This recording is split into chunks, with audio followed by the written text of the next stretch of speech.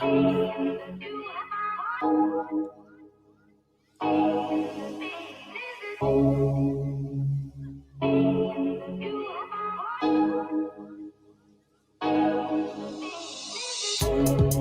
on the one. The second time around, you the only one.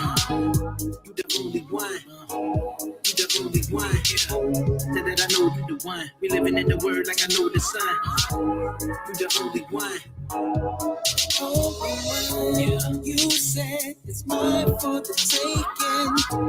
You blow my mind with this thing called love. You know every move I'm making. You know everything I'm thinking of. And I'm thinking of you all of the time. Oh, yeah. I can't ever get you out of my mind. You are the only one.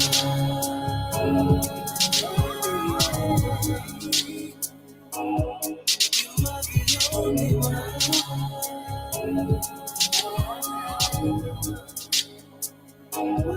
You are the only one.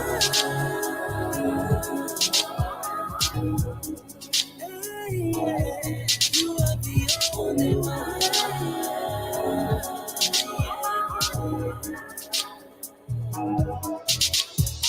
It was always you from the start. It was always you all the time. I wrote you on my heart. I wrote you on my mind. And I'm thinking of you all of the time. Always. Say it. Oh, you are the only one.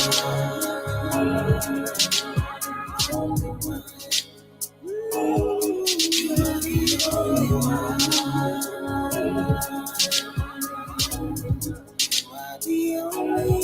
You are the only one.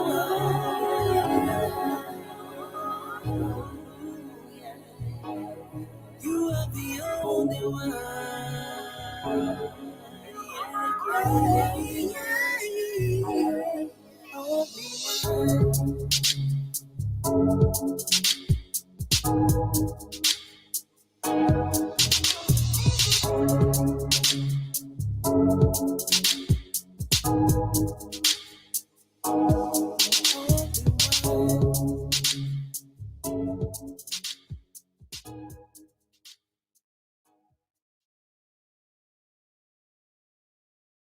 Bavashaya.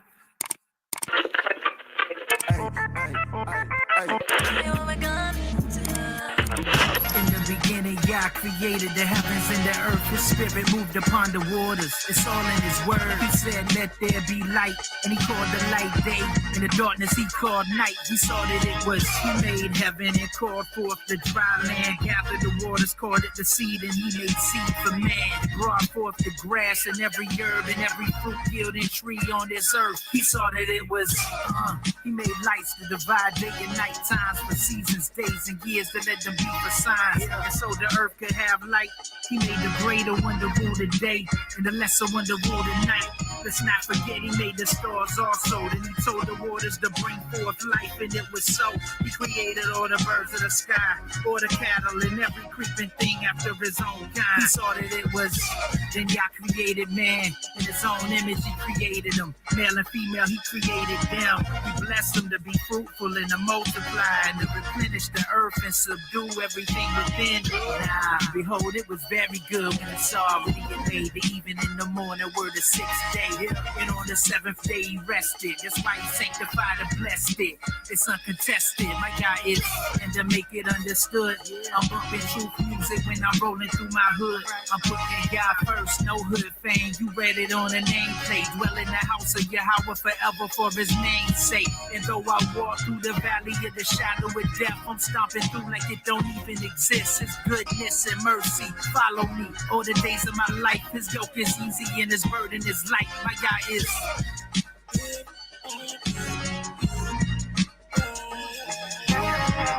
And to make it understood, I'm bumping music when I'm rolling through my hood.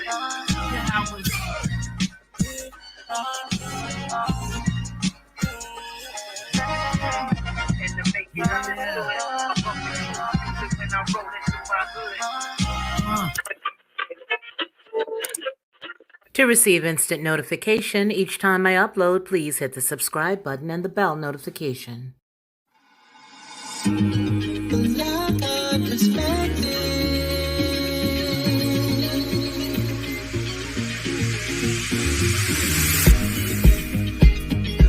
Helping you along the way.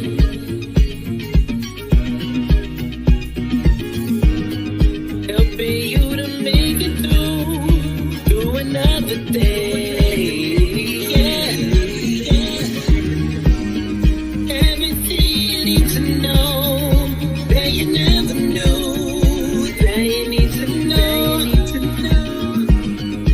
Lockhart perspective.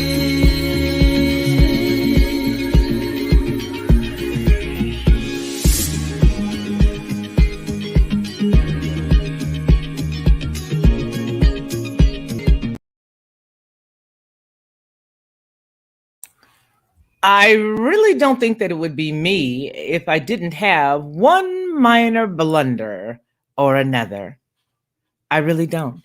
I want to thank each and every one of you guys for being with me tonight. Okay, so this is one of those racy topics, right? It's one of the topics that says, I don't believe he said that. I don't believe she said that. So I just want to ask the question, do you want to marry for love or for money? And if you're like a lot of people that may be a little older, can you honestly answer that? I don't want anyone to feel shame. So if somebody says that, you know what, Felicia, it's all about the money this time, or I could never marry for money, I want to pose to you a couple of topics that would make me beg to differ or to disagree with you. There's a lot of situations that we can look at once we start to peel this question back. And once we start to delve into some of those, I think you'll see exactly what I mean. We have a few panel guests with us this evening. And I am just going to add everybody there right now. We have Greenville, Mississippi's own Derek C. Williams. Hello, kind sir. How are you? We also have none other than Rachel Van Ziel and Marie Atkins. And so I'm posing the questions in this manner because I just wanted to throw it out there. So I'm going to just throw it out there. Derek, would you marry for love or money? No, it better be for love because money is fleeting. Money is fleeting. That's a good answer. Yeah, and shout out and respect due to the panelists and Ms. Lockhart. Thank you for having me on. But money comes and goes, but you're supposed to be in it for the long haul. If not, why? They say I've never been married, but they say for richer or for poor, sickness and in health, till death do you part. Right? So it's got to be for the long haul. What about you, Rachel? I mean, I know we're both, in a situation where it's possibly difficult, but if we were to theoretically think about it, what would you think? And you look great, by the way. Thank you. My hair has grown back. I love it. I would marry for love. Mm-hmm. You can make it through times where you don't have money, but if the love isn't there, there's nothing to bind you. That's right. That's right. That's right. I like that idea. I like that. And true love doesn't go away. Money, you're going to go through hard times and good times. I've been in situations where I was in, low income housing and was living on $170 some a month. That can't be what binds you to someone, whether you have money or not. Absolutely. Marie Atkins, welcome to the panel. I want to ask you, what are your thoughts on marrying for love or for money? Well, I would marry for the love. I don't think I would marry for the money, because the money can run out. But if you and another person are really in love with one another, then the love will always be there. And just like you said, when you get married, you're supposed to love, with sickness, with and health and all of that. So I completely agree. I definitely don't think I would be marrying for the money. Okay. All right. Well, folks, we've heard 3 reasons as to why folks would get married. But let me pose a question to you. If you were a person who, say, had an arranged marriage, would you have that opportunity? Would it be love or would it be money? Is there any difference between dating online and marrying for love or for money? I think that a lot of times we don't think about that because we feel like we have a choice. Well, when you're marrying for love or for money, you still have a choice. Say, for example, you meet somebody and you guys are online dating. You've been dating online for a moment, and as you're dating online, you guys begin to get to know one another. But aren't there a list of questions, especially for women, that you want to ask this gentleman? Rachel, what are some of the questions that women who would be online dating, what are some of the questions that they just might ask? And why? All right. I have learned that for me, one of the major things would be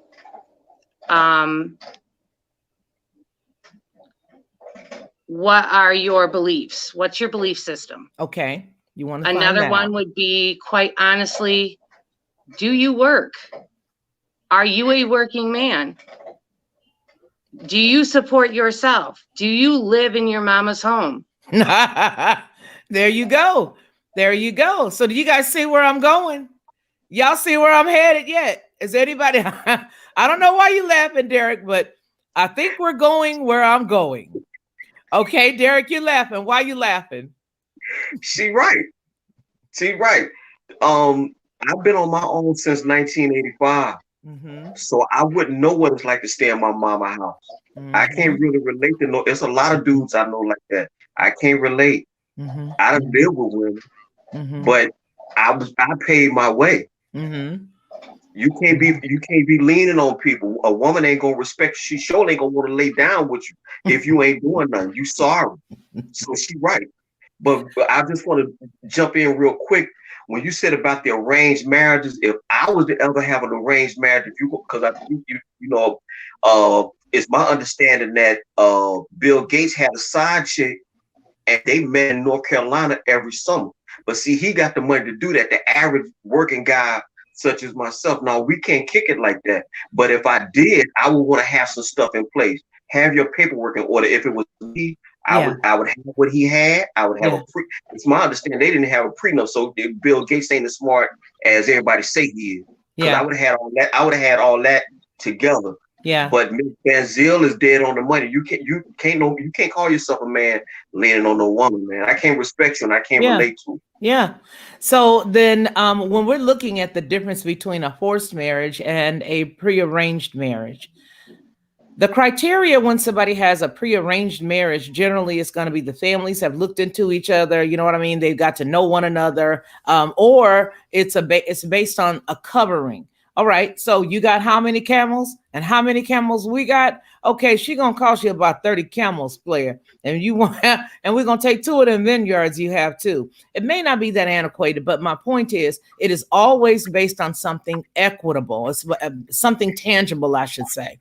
And so when you look at an arranged marriage, as opposed to a forced marriage, an arranged marriage is one that's generally made based on just what Rachel just said. And that is a financial stability situation. Now, to Derek's point, yeah, a lot of women don't want to deal with a man if he doesn't have anything. I mean, nothing. I mean, you got to come with something. What were you going to say? You ain't even have a car. You ain't even got a car. You know what I'm saying? I got to pick you up at your mama's house. First you at your mama's. Then I got to pick you up at your mama's. He's straight garbage. I've learned from experience. See, because it's one thing. It's one thing if you're with somebody and they fall on hard times, but when you initially meet and they already behind the 8 ball, nah, man, ain't that much love in the world. And I tell my daughter, ain't that much. My daughter be 17. I tell her, I've been telling her that since she was like 12. He just saw he may be a good person, but he's gonna pull you down because he's already in he already in the sand. So yeah. So I'm going to show everybody about a 4-minute video clip, and then we're all going to elaborate on this video afterwards. I just want to pull it up right here. I'm going to add it to the stream, and then I'm going to jump on the other side. And it is a Creative Commons piece. It's on the MIT Comparative Media Studios writing channel. And so I want you all to hear what this young lady has to say. And then I want you guys to think very carefully about the questions that has been asked here and the answers that have been given. And you might just find that they're a little bit alike. It's not going to be too far off from what she's saying. Her name is Shazna Nessa. And arranged marriage is sort of like online dating. Yes, folks, I said this recently. And because I said this, I've been quizzed about it incessantly. To me, it came from sort of watching firsthand so many arranged marriages happen in my life, but also watching so many of my friends who are dating online. And the more I watched these matchmaking methods, the more similarities I saw between them. What it also made me realize is what a bad rap arranged marriage has in the West generally. One thing I want to make very clear, arranged marriage is not the same as forced marriage. Arranged marriages are consensual, forced marriages are not. So I found this amazing statistic that was apparently verified by UNICEF that 55% of marriages in the world are actually arranged. That's a staggering figure. And it makes me think how arranged marriages were really the way of the world just until a few hundred years ago. And in fact, they happen still all the time. Lady Di and Prince Charles. Lady Di and Prince Charles, that was definitely arranged, maybe even forced. Then we have this 19th century Russian painting of a young girl being forced into a marriage. Now, full disclosure, I'm happily married. It was not an arranged marriage, and I did not find my husband online. However, I do have a deep understanding of the topic. When I was born in London and grew up in a pretty traditional Bangladeshi family. And when I was 16, they arranged a marriage for me. And before I knew what was going on, I found myself in Bangladesh, about to get married off, and I did not consent to this at all. Luckily for me, though, I managed to get out of the country thanks to the help of a human rights attorney, British Embassy, and other people. But even though all those things happened to me, I still think that arranged marriages can work when there is consent. So beyond me, I looked to my bookshelf just the other day. Jane Austen. Jane Austen explores the idea of romance before marriage in a time when people married for convenience. We look at Cathy from Wuthering Heights. She married to up her status, even though she was deeply in love with Heathcliff. And that reflects the idea of marriage and the ideals of marriage in that era in England. We have Romeo and Juliet, where Juliet is being hounded to marry Count Paris, even though she's madly in love with Romeo. And we all know how that ends tragically. And I love the logo on this cover, Love is Toxic. And lastly, one of my favorite books, The Buddha of Suburbia, where the Pakistani-British character, Jamila, ends up marrying someone she doesn't want to marry because her father goes on a hunger strike because he as a protest to her resistance. So scholars have divided marriage up into 4 different states. So you have forced arranged marriages where the individual has no say. Then you have marriages that are arranged by a guardian or a matchmaker, and individuals can say yes or they can say no. Then you have number 3, individuals who actually find their own mates, and then the parents are consulted and get to say yes or no. And then you have autonomous marriage, also known as love marriage, where you marry whoever the hell you want and you don't care what anybody has to say about it in society. So arranged marriages happen for all kinds of reasons. Here's a bunch of them. What you won't see here is love, because love is actually seen as a bit of a hindrance, a bit of a folly when you're trying to pick your life mate. So back to online dating. If you think about online dating, it's really a marketplace where we go to shop and we go to sell in the hopes of finding a potential mate. Well, that's what arranged marriage is too. It's a marketplace to shop and to sell partnerships. And I forgot what next. Well, anyway, there are lots of similarities. I actually have a really good anecdote. When I was in Bangladesh, I remember one of the things I was allowed to do was I was allowed to peek through a curtain at potential suitors who came to visit me. So I'd open the curtain and close the curtain. And hey, who uses Tinder in here? Ring a bell?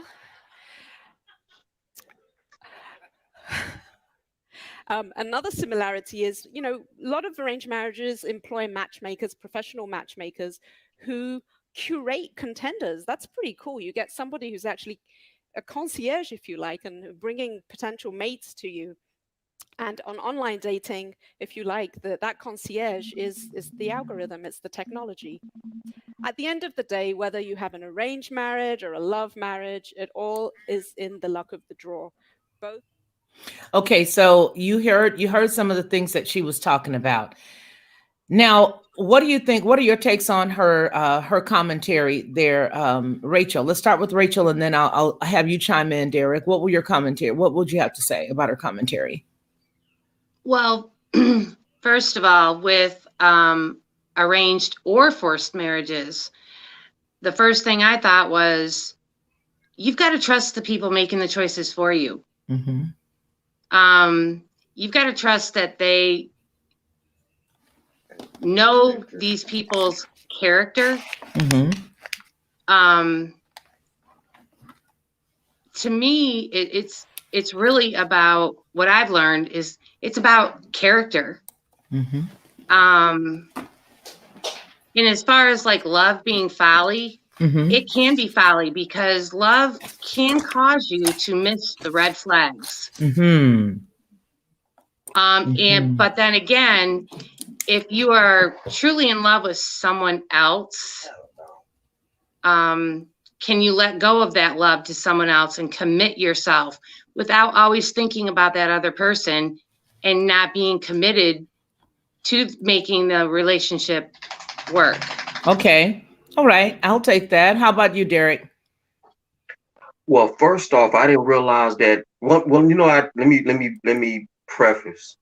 Yes, I would say before there was such a thing as the institution of marriage, yeah, I would imagine marriages were arranged.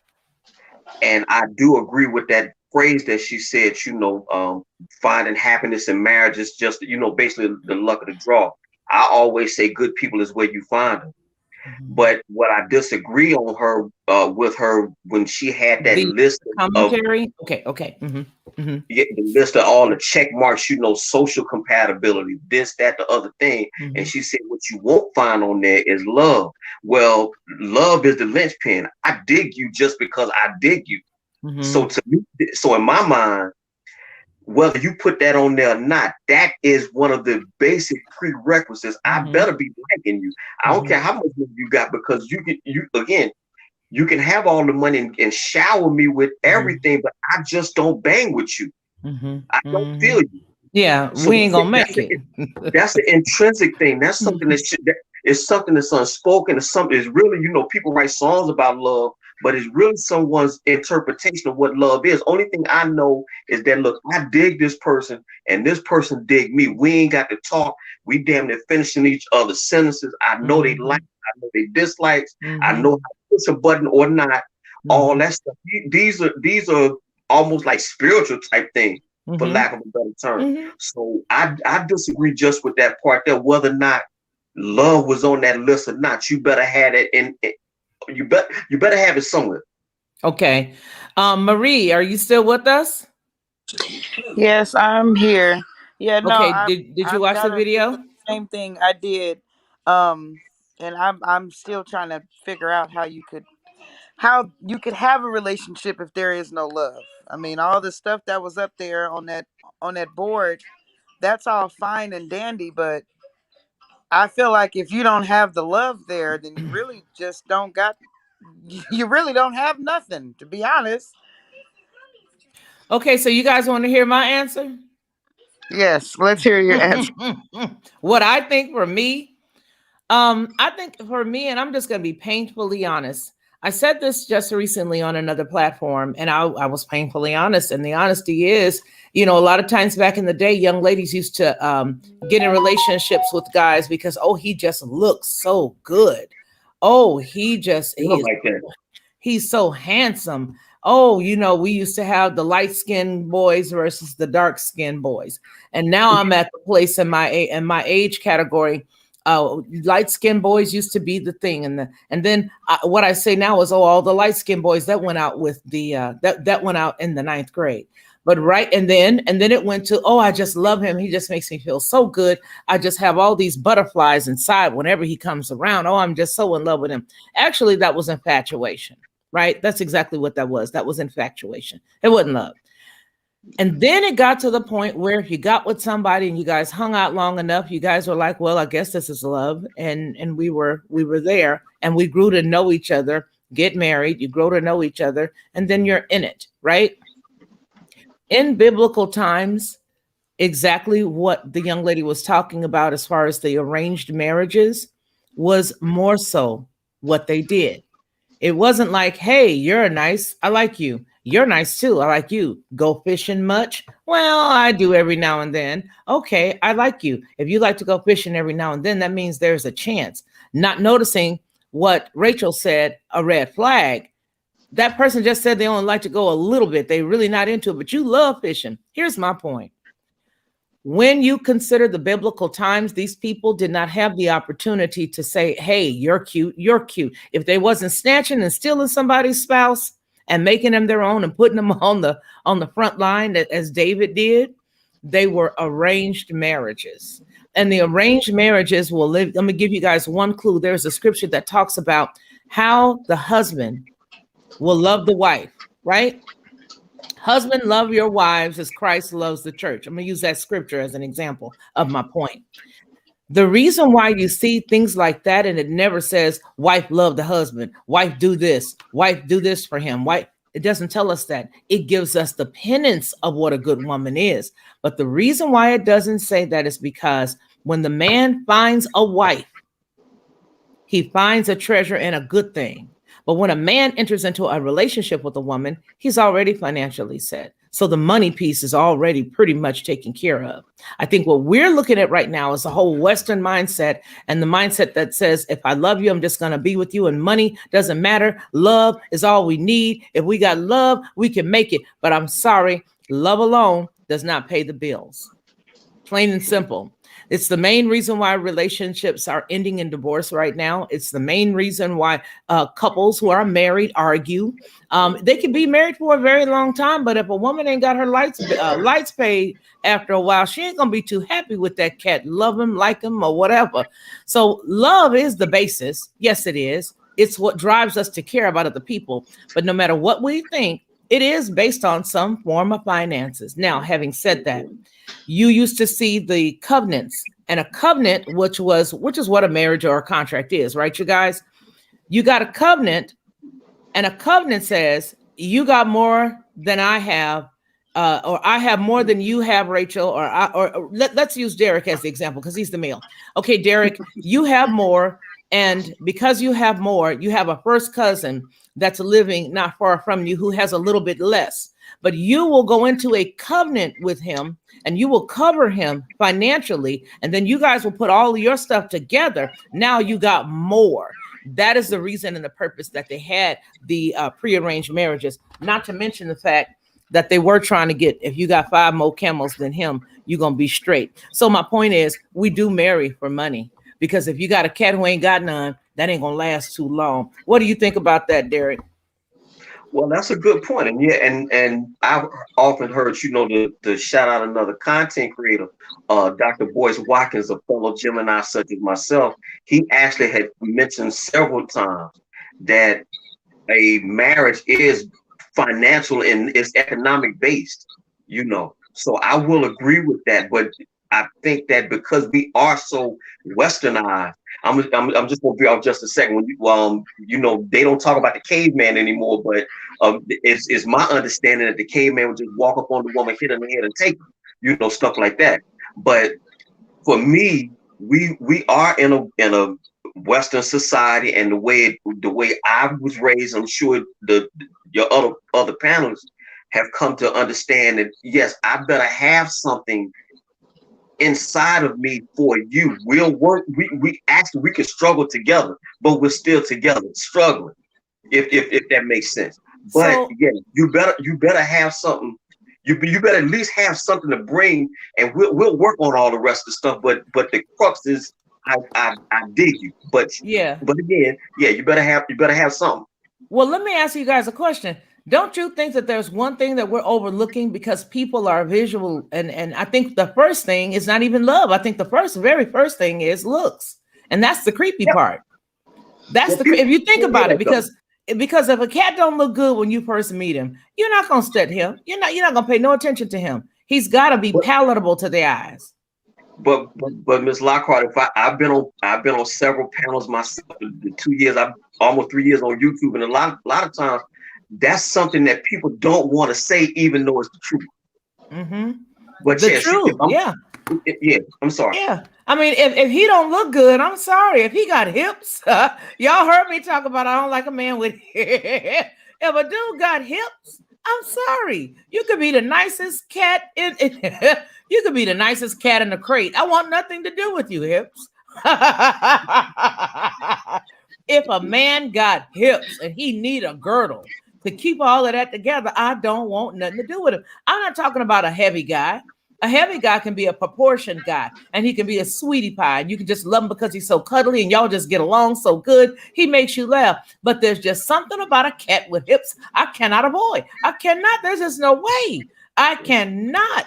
And so with that said, I think that the proof is in the pudding, that for the majority of us, we do have what we like to see first. It's what we're drawn by with our eyes. And then once we get to know that person, we begin to love them. But for a real old school lady, it's what the guy looks like.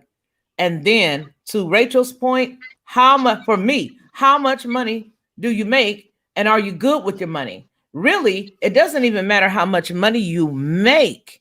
It's how much debt you're in, because you can have a lot of money coming in. And if you don't know how to have a portfolio together to save, this or have this going, or you got a little Bitcoin on the side, or you got these little stocks over here or whatever. When I can hear those things, especially as an older person, God forbid, if I ever had to do it again, I would be looking at, okay, wait a minute. What do you do with your money? What do you spend your money on? Not necessarily how much you're bringing in, but how much are you retaining? What are you doing with it? Is he wise with his funds? Does he take care of his responsibility? Is his credit ate up? And I think those things for me, I think that is, I don't know, you guys, what do you think about that? What do you think about that, Rachel? Or you guys just jump in whenever you want? I've had to learn the hard way. I've been married more than once, and I tended to marry men who were not financially stable, were mama boys, come to find out. Mm-hmm. I learned by all the mistakes that I made, mm-hmm. that they really have to be able to take care of themselves first before they're able to take on a wife and children. They have to be responsible mm-hmm. for themselves. I know I can be responsible for myself. Mm-hmm. I can work. I can make money. I can do those things. I want a man who can do at least what I can, if not more. Mm-hmm. And that goes back to the financial piece, right? Because it's it really, just the basics. We don't want to admit it, but yeah. Talking through this, it is somewhat financial, but where you run into trouble is when you get the gold diggers, where they marry just for money. Yes. To use you. Yes.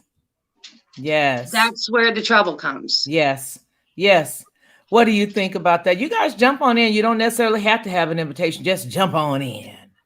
The young lady. Yeah. Marie, are you there? Or do you want to add anything to that?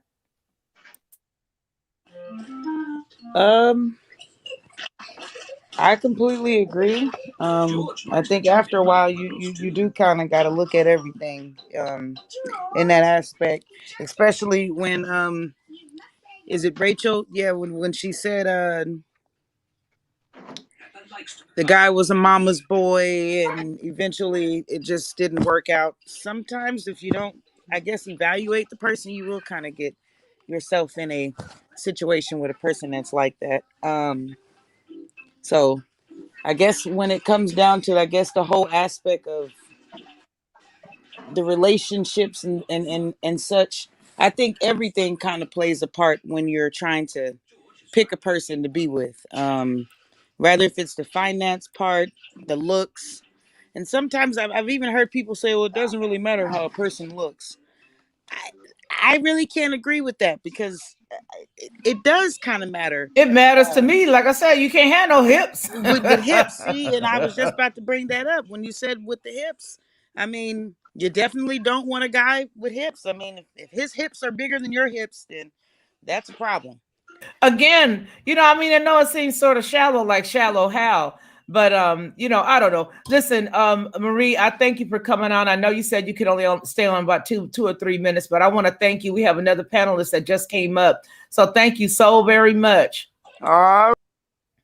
So we have a statement here from R. Jones, but first, let's all welcome Mr. Anthony Van Zant to the platform. Welcome, welcome. Yes, good evening Hey, to all. Anthony. Right back at you. Good evening to all. Absolutely. Thanks. Yes, yes. Well, we're going to read R. Jones' comment, and she says, "Women naturally, and in parentheses, she says unconsciously gravitate toward handsome men since we are programmed to look for a guy who will give us beautiful children. Then logically, we look for men who can easily feed them." I like that. What do you guys say to that? Anybody want to take that? I like that, but if you take women who have been on their own, like I've been on my own since I was 15 in foster homes, and then had to take care of myself. I had no parents to guide me. I was able to take care of myself.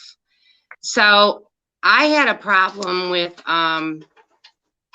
submission because I'd been on my own so long. So I had this idea in my head that I had to do it all. But I think that women who maybe haven't been through that will gravitate towards a guy. I think it's like that. Yeah. But I think it's based on upbringing too. If you trust men, if you don't trust men, if you think that you have got to do it all, and you have done it all, it's hard. You don't have that thought process in your head to look for a man who's going to feed your children.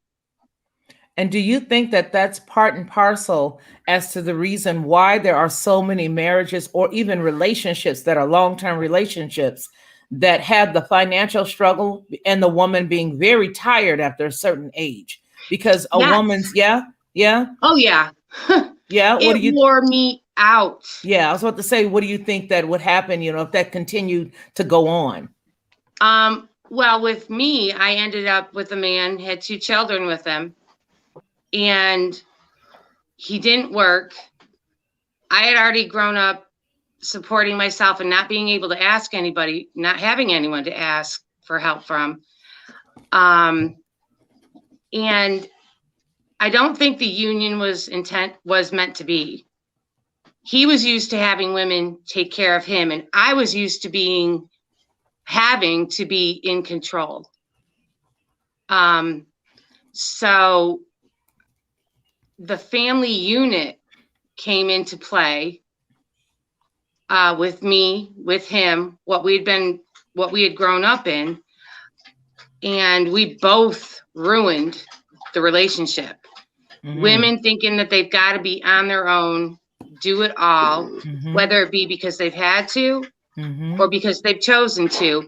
It ruins the relationship. It ruins sometimes ruins the man. And women were not meant to, I don't believe, work inside the home, outside the home, make the money, and the man sit and do nothing. I agree. What do you think about that, Anthony? What do you think about what she just said, what Sister Rachel Van Ziel just said? Yeah, even again, good sister friend Felicia, gratitude and bridging people. You know, circumstances very much do play a part, and where, how, and where we come in on that trajectory can play a part in love.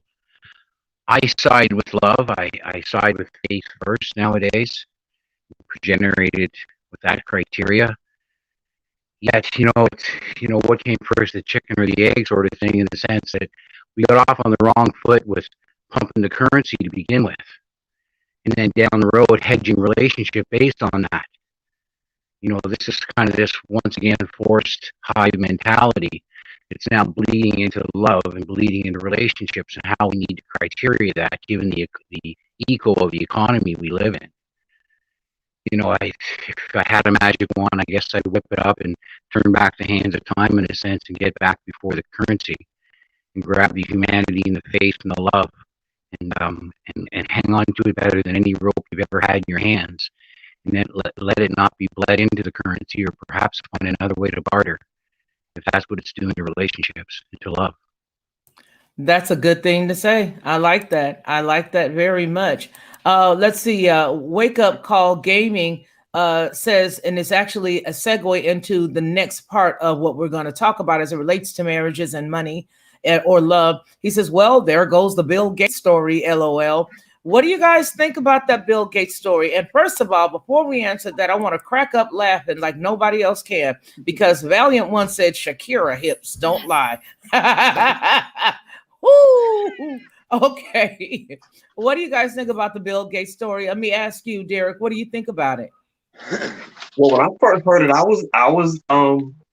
wouldn't say shocked, but I mean, if it happened to Jeff Bezos, if it happened to Robert Johnson from BET, if it could happen to the great Michael Jordan, who is Bill Gates? He's just a man. He got a bunch of money, but he's just a man. It's my understanding, at least rumor has it, that because he was running with Epstein and Melinda found out, that may have been why they broke up. Maybe she got tired of the fact that he got the woman down in North Carolina. Could be a whole bunch of stuff, but all I know is that for all that money and for all that intellect that he says he has, she got him over a barrel, at least in the court. So I just think it just goes to show, you have to choose wisely, and you better have some paperwork. If you got that many zeros behind in your bank account, you best to have some paperwork to protect yourself. It's a contact sport. Let me ask you, Rachel, as a woman, could you have a husband who says to you, listen, my ex-girlfriend that I was with for a few years before I got with you, I still want to be able to see her. I still want to be able to see her at least once a year on holiday, and anything she needs, I'm still going to take care of her. But I don't mind us being married if you don't mind being married. What would you say? Ain't no amount of money that would make me accept that. Castration. No. And see, I'm the opposite. I'm totally the opposite. If you're talking about we already digging each other, I already know some men, if not most men, cheat. I'm thinking all of this. I'm calculating all of this stuff. Now, this brother done told me that it's at least one chick I know he's gonna want to see at least once a year. We're already dealing with each other, and I do like him, and he likes me. And well, we've already said we love one another, and he's asked me to marry him with this one caveat. And he's got billions. Yeah, okay, where do I sign? You got about what, 10 pins like we do when we close on a house? Where do I sign? Where do I sign? I'm sorry, that's your girl. I'm not going to be upset with him. You know why I'm not going to be upset with him? Because let me tell you something. Poor broke men cheat.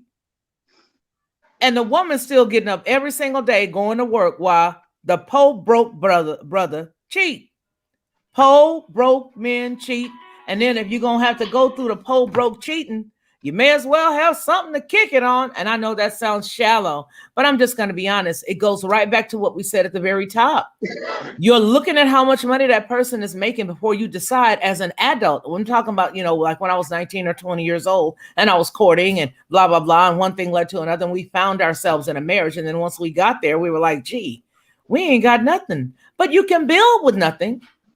Okay. But I think the difference is when you're coming into something as an adult, you already know what it takes to keep a household together. And I think that's one of the reasons why we're looking at a man to see how much money he makes. Now, I can do a whole lot of stuff on the side. I don't want to be the person that wears the life on my shoulders. That is the heaviest thing to do, to take care of the bills, to take care of the household, take care of the kids, make sure the husband is taken care of, and go outside to an outside job. Then you got to deal with everything somebody else says out there. You really have to do what your husband needs too, but now you got to get to work at this time. You can't schedule the kids' doctor's appointments because your husband's job is the main one, but you still out here. That's a bunch of confusion. And yes, I would have to say, if I were Melinda, I wouldn't have had a problem signing the line. I'm sorry, she did, and she's getting half. If it's all about the finance for her, that's what she's getting. I mean, what's wrong with my thought process, you guys?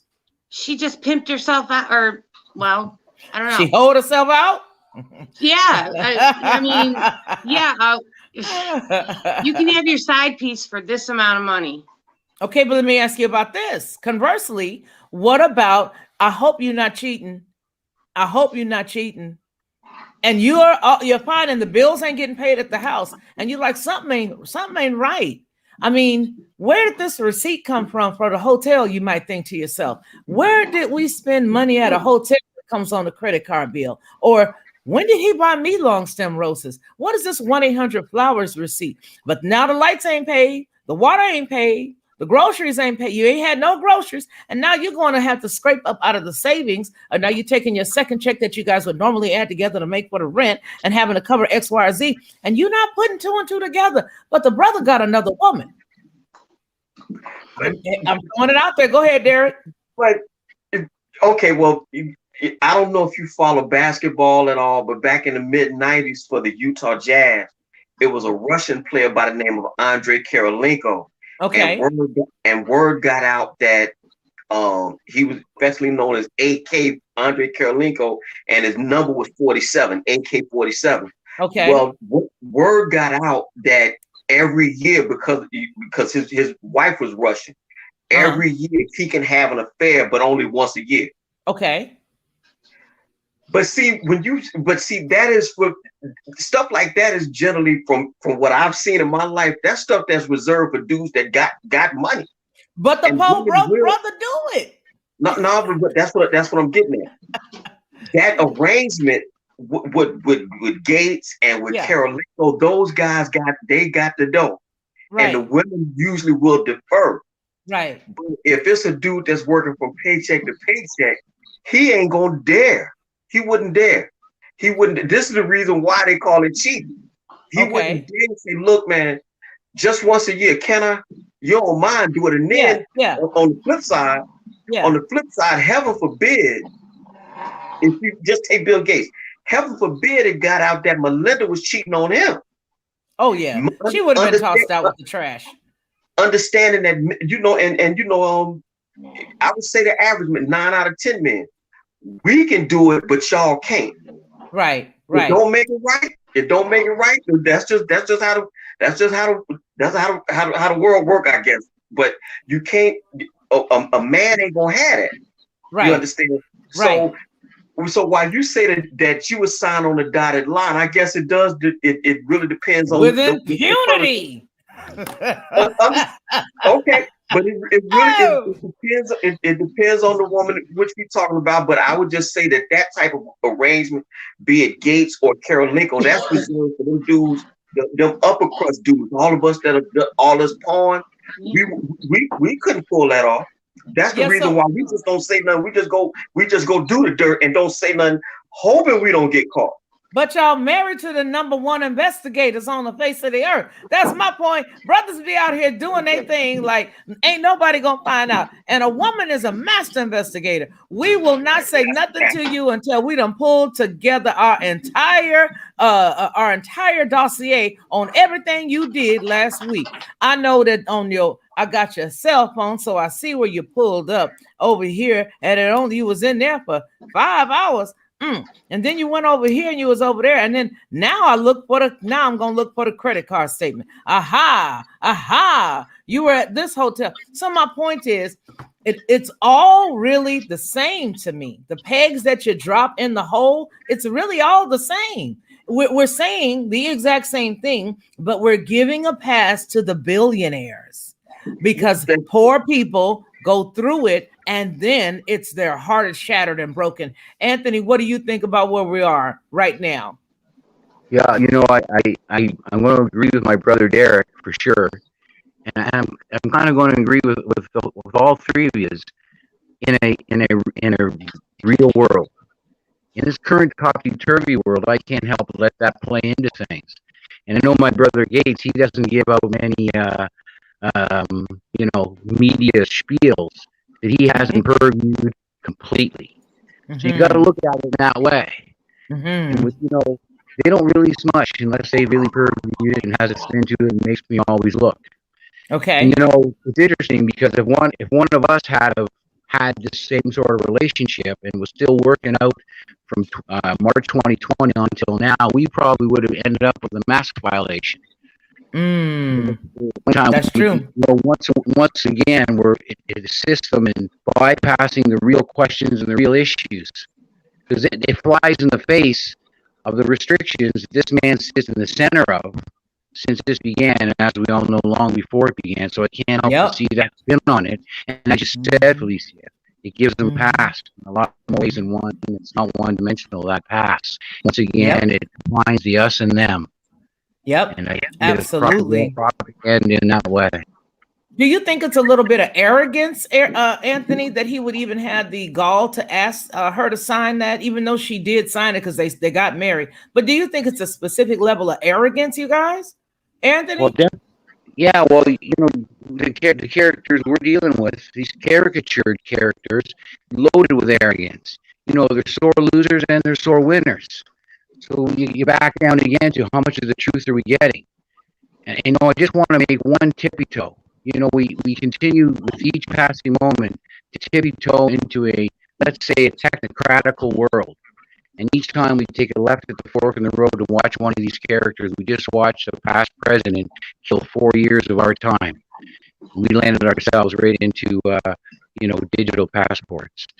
And here we go again. We get another distraction. The life of the party, the gang's all here. I look at it that way. That was a good one. Rachel, oftentimes when you're on the platform, I know your husband, I like him. He's always got some good things to say. Has he anything to add to this conversation? Because we're coming up at 52 minutes and 39 seconds. Has he got anything that he wants to add? I know he's sitting there. And what does he think about the topic? He's been through a lot with me because of the kids having a different father and not being there to financially help at all. Even with the courts being involved, he's had everything taken away that could possibly be taken away. And he won't even work to support himself. We have a 20-year-old and a 16 going on 17-year-old. Will not work at all.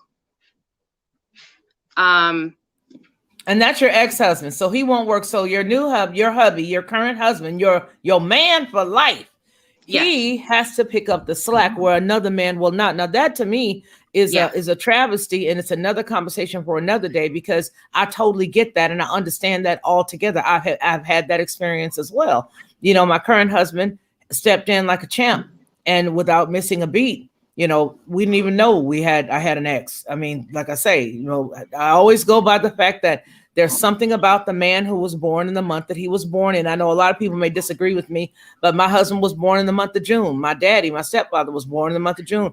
We never went without with my stepfather. We never go without with my husband. He just understands who he is, his placement. Now, he got some quirks. He got some issues. I ain't going to say he don't, but we ain't had no lights cut off. He takes care. So it sounds like your husband he understands who he is and what he has to do. Derek, what do you have to add to that? Well, both you ladies, sorry. As a man, I have to apologize for the dudes is sorry today, man. My daddy wasn't perfect, but he gave me what I needed to take care of myself, to honor a woman, and raise children. I ain't got but one child. You got to do right. You have to do right. Yeah. A woman ain't gonna want to sleep with you if you sorry, for one. Secondly, how can you call yourself a man and you coming up short? How do you call yourself a man and you mooching off a female? That is the epitome of sorry.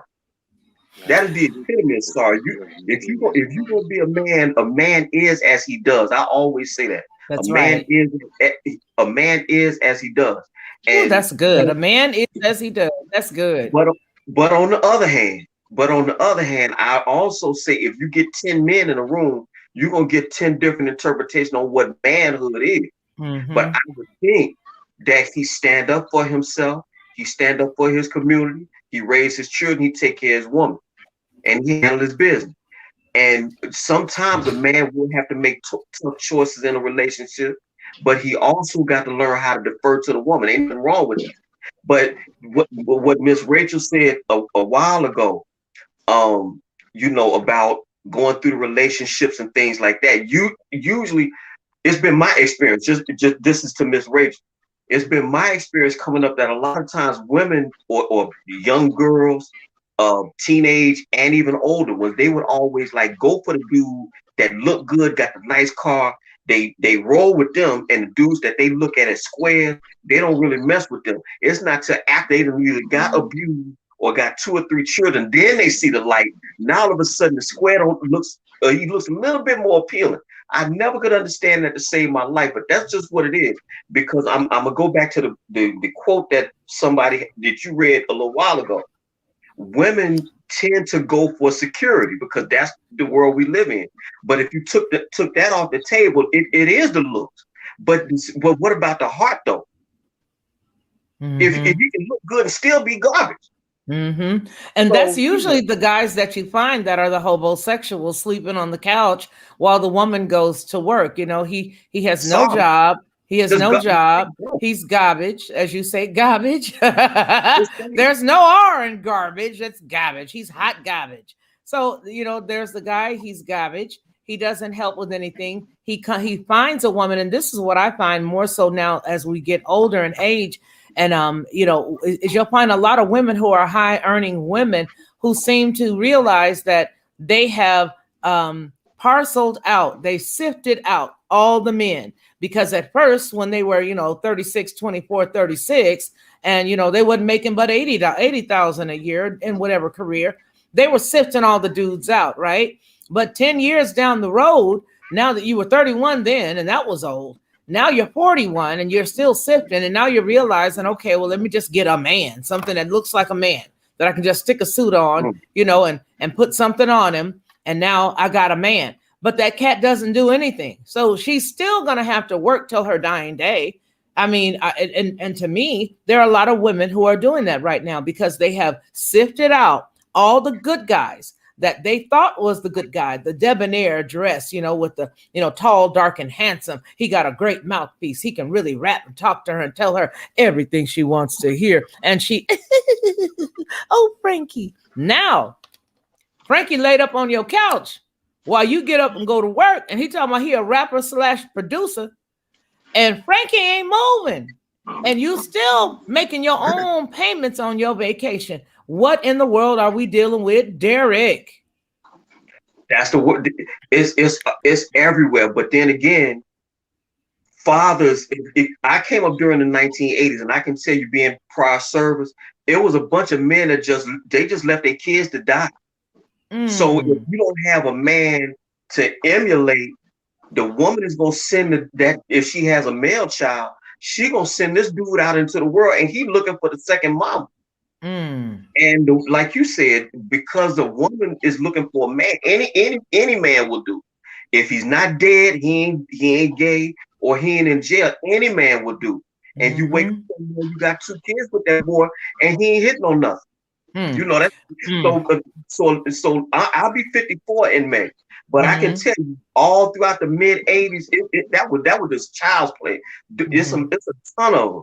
It's at least 15, 20 dudes I know off the top. What my 5 years in the military, they was getting girls pregnant and pew out. As a matter of fact, I'll just say this, then I'll just step aside. Friend of mine from California. This is pre-internet. If you didn't have a social security number, you had nothing. Right. I knew he got the girl pregnant. This was 1989. He got out the service and didn't tell her. So this was down in Norfolk. So what I'm saying is, to this day, this is 2021, right? That child was born in 90. So 31 years ago, it's a child in Virginia right now that may not know their father. Everybody did that. Wow. A lot of them in my peer group did that. And so now you have a whole generation, they don't know what to do. And then they don't went on to have children. Wow. So it's like a never-ending cycle.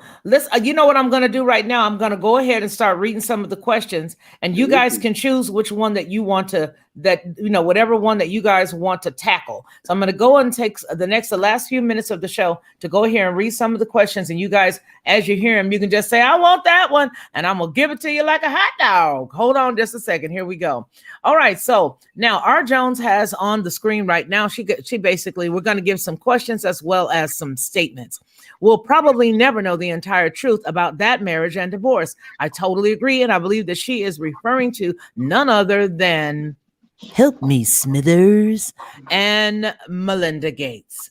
All right. So let's see what else we have here. Okay. Wake Up Gaming. Another statement says he made an arrangement with his with his soon-to-be ex-wife to spend a long, hard weekend with his ex-girlfriend in North Carolina. Yeah, that's what the cat did. Now, Mara Spool's Goal says, when a person thinks they can change another to fix their expectations, it's only a matter of time until the game is over. Players only love when they're playing. Whoa, that sounds like a verse out of one of my favorite Fleetwood Mac songs. I like it. Who wants to take that one and make and expound on it? I'm going to go ahead. Whoever wants to go ahead and raise your hand and say me, and we're going to read up the rest and pass the other to the rest of our panel guests. Yeah, I'll jump on the R. Jones real quickly. We'll probably never know the entire truth about the marriage and divorce. You know, I got to think, in the world of the Articles and Corporation is such a massive nonprofit, a lot of T's were crossed and I's were dotted, and I would think that Melinda's got to be worth $5 billion already anyhow, how we're ever going to get the truth. I just want to take an opportunity to agree with my brother Derek. I like the structure that he says. Right is right, wrong is wrong, and it's based on principle. You can get it right off the hop. And then that comparison with Rachel, where things don't get right off the hop, but the good Lord lays it on us in the ways that he sees fit, and you get good comparison in two men and where your love lay. And that's a miracle. Absolutely. I love it. Okay. So we're gonna go ahead on. Let's see. I'm building with nothing, Valiant One says. All right, True Gold. All right, that was from Wake Up. That's just a comment. And then, okay, so I still like this one. When a person thinks they can change another to fit their expectations, it's only a matter of time until the game gets over and players only love when they're playing. That sounds true. All right, so the next one is absolutely she did or he did, LOL. Ha, that's a good one. I get it. I understand exactly what you're talking about. So I have a question. R. Jones says, why is it so many men have convinced themselves that they are more than enough for one loving, that they are more than enough for one loving woman? They need to stop dreaming. So let me re-ask that. Okay, so Derek, So why? So she said she has a question. Why is it so many men have convinced themselves that they are more than enough for one loving woman? I think she means aren't. Or do you mean aren't or are? That's a good question on either spectrum. And she says they need to stop dreaming. Take that one if you will, whomever's going to take that one. I think it was Derek raised his finger to that one, or no? Yeah, what it is that because I talked to my daughter about these things. It's basically a numbers game, and most men pick up on the simple fact it's more of y'all than it is of us. So y'all working at the deficit. So I always had this thing that men can't lose except child support court. We can get the pick of the litter, and women's pickings is slim because it's just a numbers thing. It's just way more of y'all, but they're not men. I'm glad she used quotes. They aren't men. They just running game. That's all it is. It's really as simple as that. And I tell my daughter, it's not fair. It's wrong. You know, guilt is charged. I done it. But that's basically what it is. Men do that because they know they can, and women, once again, if he's not gay, dead, or in jail, women will take damn near any old thing, and it's just sad. Okay, so with that, I'm going to ask you a question because I got into a conversation with somebody just recently, and my statement is this: I believe that men are basically led by, not led by, but I think men, a real guy, like you just said a few seconds ago, a real man, right, Derek, and right, Rachel and Anthony. Here's my thing.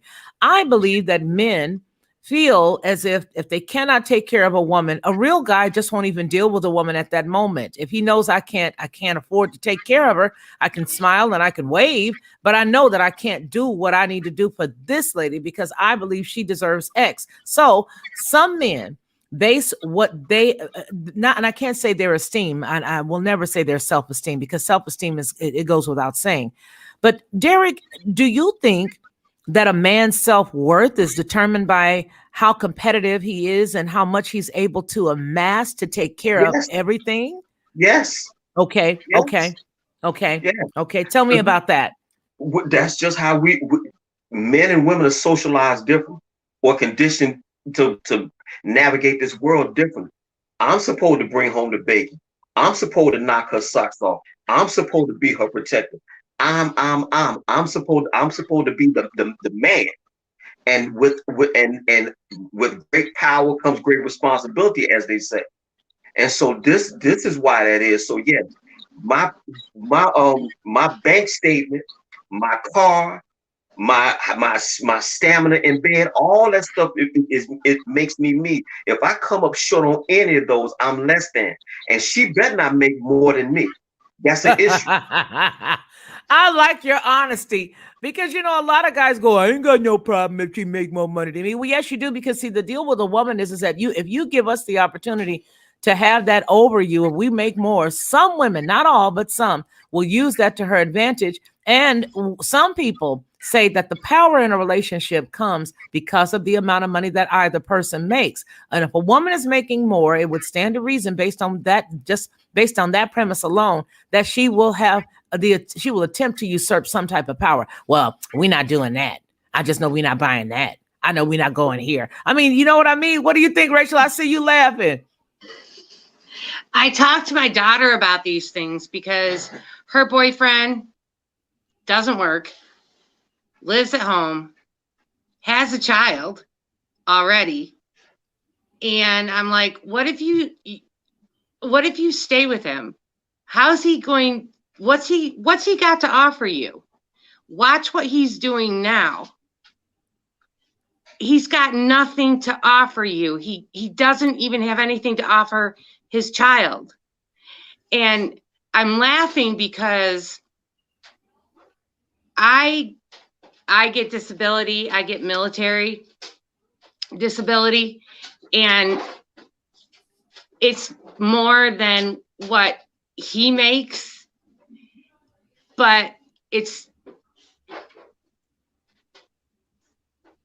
I try not to like hold it over him because it pays the bills. I'm not going out and spending it on on stupid stuff. You know, it goes towards fixing the house, getting a new roof, paying for our vehicle, paying for, you know, but if we didn't have both of those together, we wouldn't be able to do what we're doing.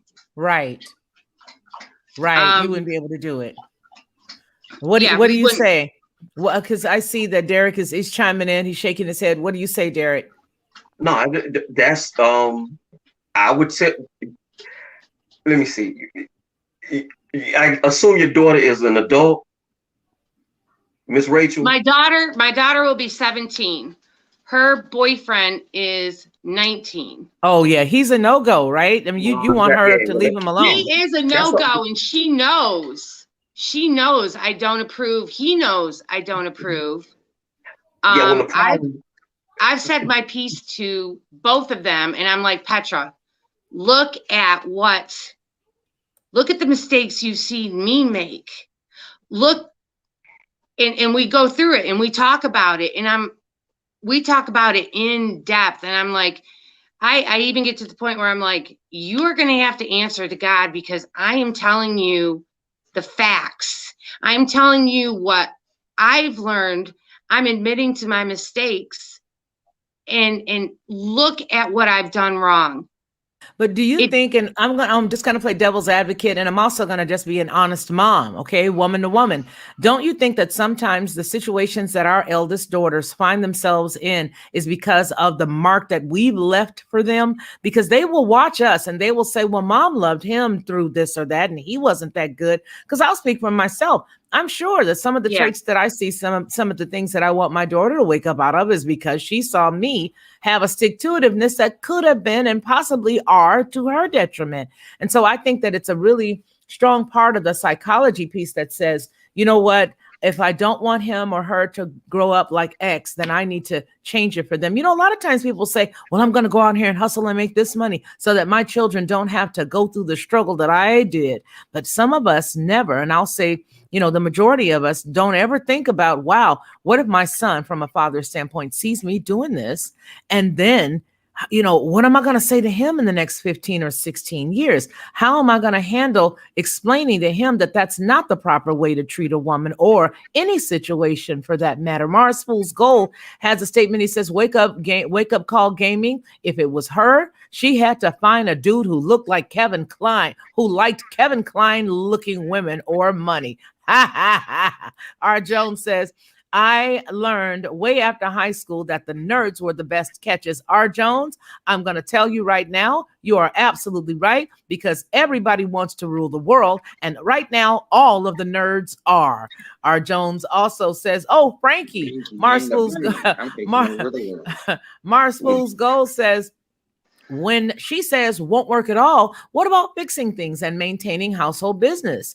Work takes on many meanings for many men over 50, e.g. not getting no candy bar to have a job. I know that's right. And he continues with, if mama makes more, don't bring home no Trans Am WS6 without asking mama. And he's got a laughing emoji there. But, you know, there's a very good point that he made here. And that is, let's talk about the fact that, yes, we can, and anybody can chime in at any time on this one. Yeah, you know what? There are things that that we can do. And this is one of the things in one of the small videos, or a few of the small videos that I've made. And that is, hey, you know what? If the husband's out there or there's just one income, if the woman is the one that's at home, then yeah, there are many things that you can do. But he's saying when she won't work at all, she won't work at all. What about fixing things and maintaining household business? She won't do it at all. But you know what I'm going to say? There are a lot of things that a woman can do if she's willing to put in the work to help the ends meet, where she doesn't have to leave the house. She can stay home. And, you know, I'm going to tell you something. I knew a lady, and all of her kids are big now. But while they were growing up, she made hair bows and actually made a website creating different hair bows, hair adornments, and hair accessories. And she made quite a bit of change, a lot of money. Her husband was an engineer and still is. He makes a boatload of money. Oh my goodness, a boatload of money. But what she did was she had a home-based business where she could make money. And I think that's a good thing because it keeps her skill set up. What do you think about that, folks? The home-based business, if she, because like he says, when she says she won't work at all, what about fixing things and maintaining household business? Work takes on many meanings for many men over 50, e.g. not getting no candy bar to have a job. No, definitely not getting no candy bar to have a job. It's interesting. Way back in the day, I was married, and for certain circumstances, I became a single dad when my kids were 2 and 3. They're now 34 and 32. I'm a bit of a dinosaur, you might say. And as my daughter grew, and as a single dad, I went to what I call my adopted grandmother, because I was an orphan kid, and I said, she's going to turn 16 one day. There's going to be all these boys around, and I'm going to have to carry around a big stick. And she said to arm her with common sense. And that always stuck with me. There's rich and there's poor, and either one of those extremes are problematic. Both of them are an exception to the rule in the sense of extreme poverty in a family, and extreme wealth can be a problem too with a family. We see that with some of those folks with notoriety attached to their name. But as a dad, and providing with my daughter, for example, that the fellow she's with and the one that she's with, he's got a decent job. He's worked at the same place for 20 years. He doesn't have a boatload of money, but he goes to work every day and he's honest. And, not that it's a trade-off. Boy, oh boy, it certainly takes that away any day, being upright and walking in the right direction with the fellow that she's with. That unfortunately doesn't have to be based on that criteria of rich or poor, not yet in the world we live with. We'll see what tomorrow brings. But given that it's based on love, and they both earn about an even buck, and he makes more than my daughter, yet it's not an issue because of the love in the home. And I'm glad that criteria of arming her with common sense came back full circle, so that, barring that rich or poor thing, middle of the road, middle ground way, when you got your health and you're upright and walking in the right direction, pure gratitude. To me, that's my Grammy. That's good. That's good. That's a good way to look at it, Anthony. And I think that you made some good strides with your daughter because she was able to pick a really good guy. And so going back up to R. Jones' question, and you know what? And I want to ask it in a flip-flop method because I'm going to read it exactly as it's written, and then I'm going to flip it around a little bit. Why is it so many men have convinced themselves that they are not, or that so why do men cheat is what I guess the question is. Why do they cheat? The grass is greener on the other side. Yeah. Come it's on. So many of y'all. It's so many of y'all to so few of us. It's figuratively speaking, a kid in a candy store. But on the flip side, the women's pickings ain't that way. And so this just breeds an arrogance in a lot of men. It's a problem once you get all these women. Like, for instance, it was a Philadelphia Eagles football player here. Cromartie is his name. 12 children. The interviewer asked him, "Can you name your children?" He got up to the 5th child and forgot the other 7 names. No, he didn't. Stuff like that.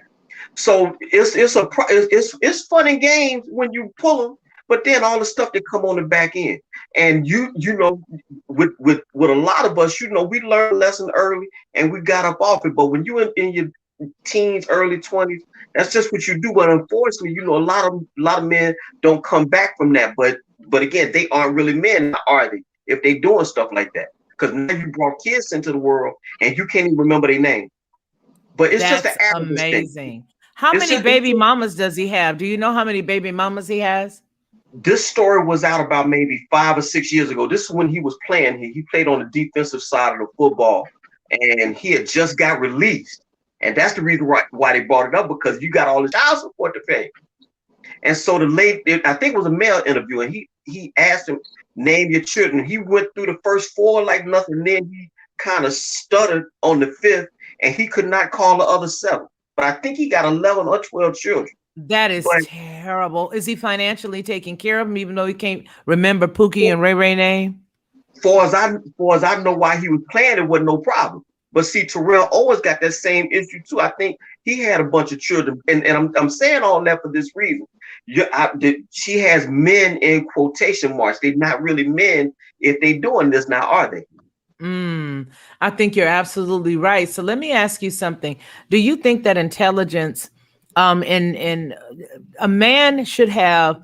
Hello, Vern's Junk Closet. It's good to see you. Welcome, welcome, welcome. Hello, and she says hello to the chat family. So let me ask you this question, gentlemen on the panel. Anybody can jump in, Derek or Anthony, and then maybe my sister and I will jump on in. Do you think that a man knows the importance of governing his sexual prowess? Do you think that a real man understands the importance of governing his sexual prowess as it relates to financial responsibility and the end thereof if he doesn't? That's late on down the line. You're not going to tell me nothing 19 years old. I'm trying to get everybody. It's not until so you're knocking them back like Tic Tacs. As much as I can. It's not until not until child support hit me, or heaven forbid a STD or something like that. But no, I want her. I want her. I want her. But see, that's not real. Once again, we talking about a man. A man knows that. But if I'm 19, I'm 23. I'm strong. I ain't got no kids. I ain't got no responsibility. I may got a little piece of job. Like, why not? But it's not till later on. It's not till later on. Okay, so so here's a very good comment, and I love the car on Deploracle's. I just love that car on Deploracle's thumbnail. Okay, so Deplorable says a real man does, but they went extinct. And I think he's absolutely right. There's only a few men around anymore that realize that, hey, if financially you can do a whole lot of things with what's in your trousers, but the point that I'd like the point of trousers and point, that's not nice. But here's my topic that I want to say with that specific instance, that when you consider the fact that if you go out here and you do X, Y, or Z, you're not going to be a good steward with your money anyway, because there's no way a regular blue collar guy, for example, making maybe 80,000 or less a year, can take care of the amount of kids that you said Terrell Owens has, and then the other gentleman there in Pennsylvania had. There's no way, just a regular standard guy. And let's face it, football player's body, I don't think his body's going to last that long. Do you? Mm-mm. But see, okay, just take the money off the table. If you got like this Big Pro Marty dude, you got 11 children. We started off talking about love. How can you possibly pour parenthood into 11 children? They scattered all over the country. Yeah, that's true. And I know that to be true because again, I'm prior military, and I saw that a lot of my partners had girls in Norfolk and Portsmouth, Virginia, and they had some out in California. They had some in Florida. How you gonna be a good parent? How can you? Impossible. Take just damn the money. But what about raising balanced children? I want to stop for a second and thank you so much, Vern's Junk Closet, for the $1.49. Girl, I'll tell you what I'm gonna do with that $1.49. Y'all don't know. You better go to the dollar store and learn how to buy yourself some some things you need to stock up on. Every little bitty thing I get, when I get small numbers like that, it's like an extra bottle of liquid detergent for the kitchen. I just put back a little bit of something extra. So thank you very much, girl, for my dawn. I so appreciate that. Now we do have another statement that came in from Deplorable. Deplorable says there are consequences for planting a seed in a pole garden. Whoa, that's heavy. Anybody, Anthony, Rachel, anybody want to hit that? Because I know I could drag it through the garden, as it were. Well, it's all fun and games, as my brother Derek says, until somebody loses an eye. And no matter how you go at it, if you're a cat that's got a lot of bread, and you're living a high life, and you're married, at some point you're going to get your 40 days in the desert and you can come out with what your answer is. And the other cat, he's been towing the line by the book, and it's all sailing fine, but he's going to get his question too. Someday somebody's going to come up to him and give that temptation and push it through the door. And he's going to get his opportunity, get his 40 days in the desert. And I think wherever that 40 days comes, how we come out of that is how we carry on. And some of us, as it was mentioned earlier, we don't learn. But for the ones that do, I think generally you'll find faith connected to that. Yet we're going to get our 40 days. So no matter how we attack it, at some point, push is going to come to shove it that I see. It can't happen in my own life. Yeah, that's true. That is so true. So when you look at when we're really looking at it, when it comes down to let's see, Vern's Junk Closet says, LOL, I'm not sure. She stepped away for a moment. Okay, so I think that was the answer to your question there, Mars Fool's Goal. If that was Adam, if Adam gave her a shout out, and more than likely it was because she's awesome. She's absolutely awesome, and she is the world's greatest cheerleader. So I want to tell y'all that. So you know what, I want to say this. We're talking tonight about for love or money, what would we get married for? And that's where we started. We also delved in and dealt with a little bit of the, pre-made marriages. And I just want to say that everything that we've talked about today is part and parcel the answer to the question that the chat is all about. If you really stop and just think about it, because if you stop and you say, okay, I'm going to consciously think about how I approach dating, consciously think or cognitively think about how I'm going to step outside and even look for somebody to have a date with, then that means that you are being very constructive in the way that you are seeking your life's partner. And I think that, marriage does have a lot to do with money. Love and marriage, you gotta have that cash if you want it to last. And then if you don't have the cash, first of all, I think it's time out for men and women that are marrying people that are not equally yoked with them. I think it's time out. I think if a man meets a woman over 40s, let's deal with people over 40. If a man or a woman is looking for a partner, a husband, wife, then that person should already be able to take care of themselves when he meets the woman. Yep. She should not be somebody who he's automatically going to have to come in and rescue. If that is a rescue, then she needs to sit down and get out of the dating pool and get whatever the issue or problem is together, and then later go back out there. Because the bottom line is, yes, we do marry those that we are sexually and physically attracted to, but we also marry those that we can see ourselves with in the future and that do have a way of financially taking care of us. When you do that, if anything happens in that marriage, if you did it on a balanced way, you are not going to be one of these people who are losing your mind if he loses his job. Because it's not based on that. If something happens to him physically and he can't work anymore, you didn't marry him based on the ability to make the money. You married him because you loved him and he had the money. And that love is what keeps you there. The love is what keeps you in a relationship when that other person can no longer do whatever it was that they used to do.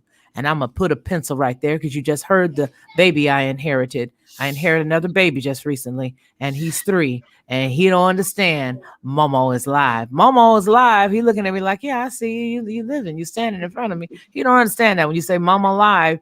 So with that said, I want to thank each and every one of my panel guests who brought some good stuff to the table. Before we leave, I want to look at a couple of other little comments because I don't want anybody to be left out here alone. All right. So Deplorical says, one cannot serve 2 masters. That's a very good point. And you also tag that with because you will love one and hate the other. And that's exactly right. And let's see. Vern's Junk Closet says, yes, speak. Sis, at the Lockhart perspective, I have done that. You know what I'm saying? Been there, done that. And I was very honest, Vern's Junk Closet, and I said if I ever had to do it again, it would be for it would definitely be for the financial stability at my age. I'm 56. I'll be 57 in September. And so if I had to do it, God forbid, at my age right now, it would have to be for companionship. Definitely companionship. He'd have to be able to fish and like it.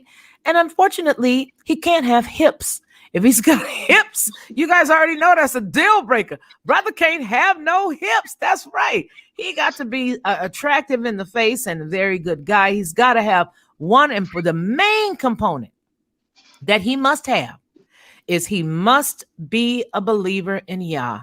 He has to be willing, and he has to be a man who's already following the precepts and the penance that he's already laid out, because that right there is the basis of a good relationship. So what would I look for? A man who trusted and served Yah to the highest level that he possibly could, and a man that does have some financial stability, because our companionship wants to take us in a Winnebago across the country. All right, we got two more last statements here. Let's see. The immediate future won't be about money. It'll be about skills. If money ever brought love, it won't anymore. You aren't joking on that one. Wait, stop. 57, where? TF at? Okay. Yes, I'll be 57 in the month of September, September the 10th to be exact. I was born the year of the dragon, 1964. So with that said, you guys, I want to thank all of you all. I mean, this has been a really stimulating conversation. It was one that I had to have because I had it stuck in my craw over the past few days, because I had seen everybody flipping out, talking about the whole deal with Bill Gates. And I heard a lot of women saying, oh, if I don't understand how she did that, and they're lying. They know they would have done it, because all the boy got to do back in the day is work at the Radio Shack, and you get a free 10% coupon or free 10%, family discount. And you saying, girl, he work down at the Radio Shack, and in a minute he gonna be able to retire. And we're gonna be able, girl, we got all the batteries we need. We get all the radios we want. So you know what I'm saying? We all sitting around tripping, talking about what we ain't gonna marry for. And doggone good and well, women love to tell another woman that her man makes some money. That's the truth. But unfortunately, we are dealing with a lot of women. Before we close, I have to put this out here. We are dealing with a lot of women these days who think that because they make the most money, that means that they can be the man in the house. And that is the wrong answer. I have said too many women leading the roost or leading the home is not a good thing. Now, one thing for sure, where we are right now, to Deploracle's point, is that in a second, all the high earners that are not the billionaires or the 1%ers, they're going to be broke down to about $27,000 or $28,000 a year. Eventually, that's going to happen. Why? Because the goal of what's going on right now is not to have anybody make more than X, Y, or Z. It's to have everybody make a capped amount of money. So, sister, if you out here and you think that your $100,000 job is going to make you, somebody going to be mad in a few years. I give it about 4 or 5 years or less. We're going to see a whole lot of mad chicks who thought because she made the money, he had to do what she say and sit at the house. Folks, I appreciate all of your time. Thank you so very much for being here.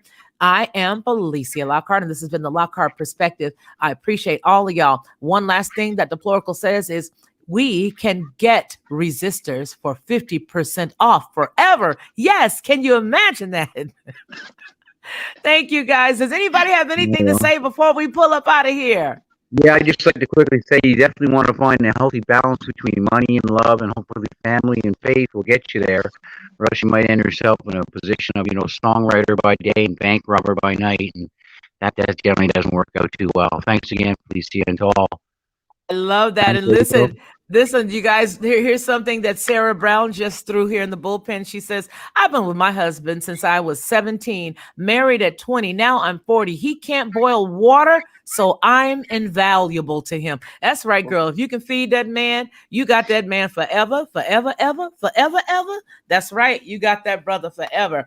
So I like that. I thank you guys all for being here with me this evening. It's been a great night, a great time, a great topic. And tomorrow we get back on the ground with the serious stuff of the channel. We had to shake it and rattle it and roll it a little bit to confuse the A. You know what I'm trying to say? Just so that else don't be trying to trip a sister out. You know what I'm saying? We got to shake it up a little bit, because I noticed some things. I've noticed some things just recently. All right, you guys, thank you so much for accepting my invitation. Y'all have a great day. And remember what we always say here on the Lockhart Perspective, that man shall not live by bread alone, but by every word that proceeds out of the mouth of the Most High Yah. Y'all take care.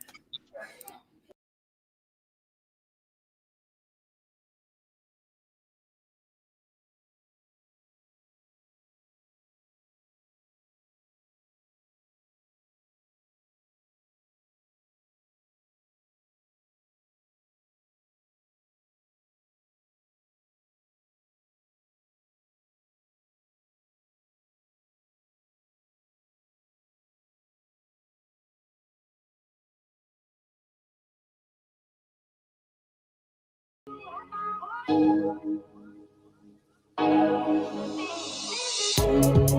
on the one. The second time around, you the only one.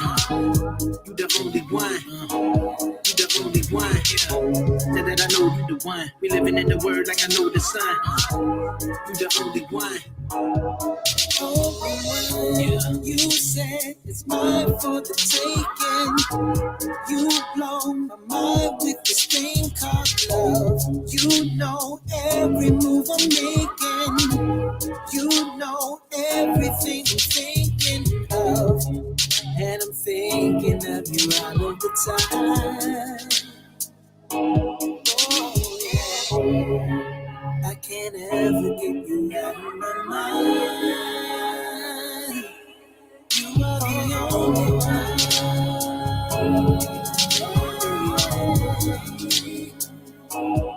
You are the only one.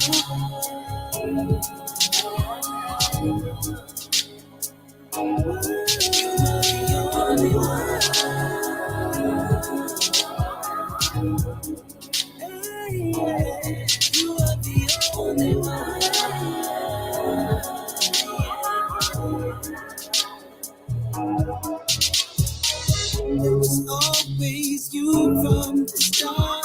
It was always you all the time. I wrote you on my heart. I wrote you on my mind. And I'm thinking of you all of the time.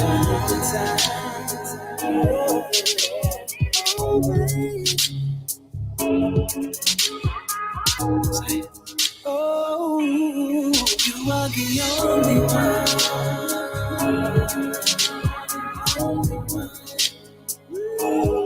You are the only one. You are the only. You are the only one.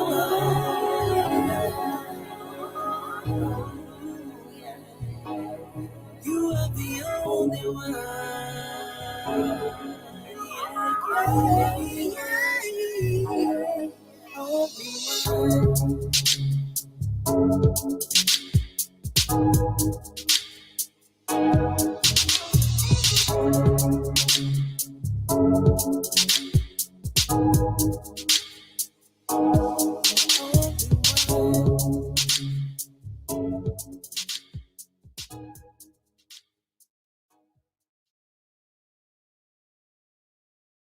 Bavashaya.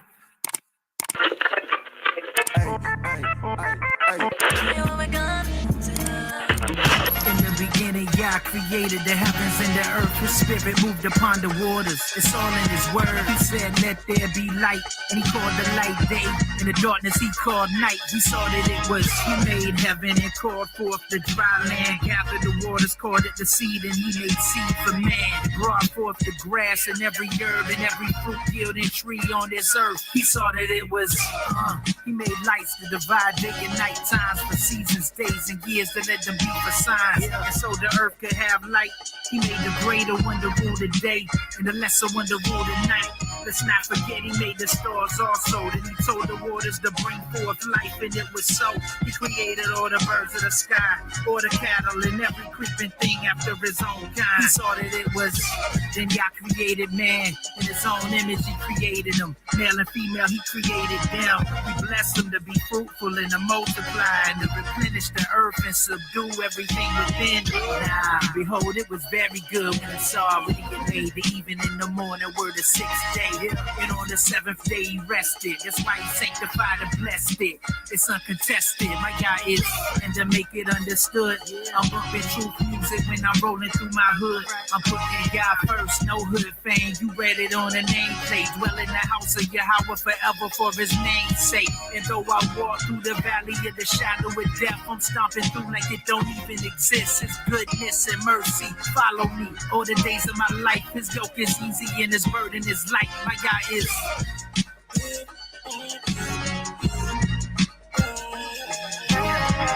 And to make it understood, I'm bumping music when I'm rolling through my hood.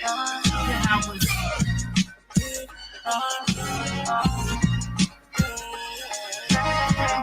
And to make it understood,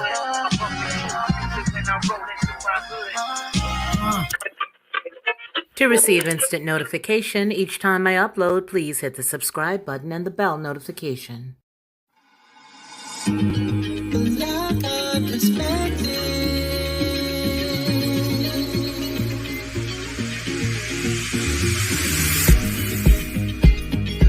Helping you along the way.